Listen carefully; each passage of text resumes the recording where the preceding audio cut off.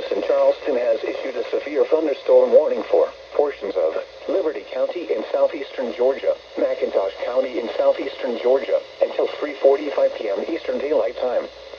At 3:03 p.m. Eastern Daylight Time, a severe thunderstorm was located over Tibet, moving southeast at 25 miles an hour.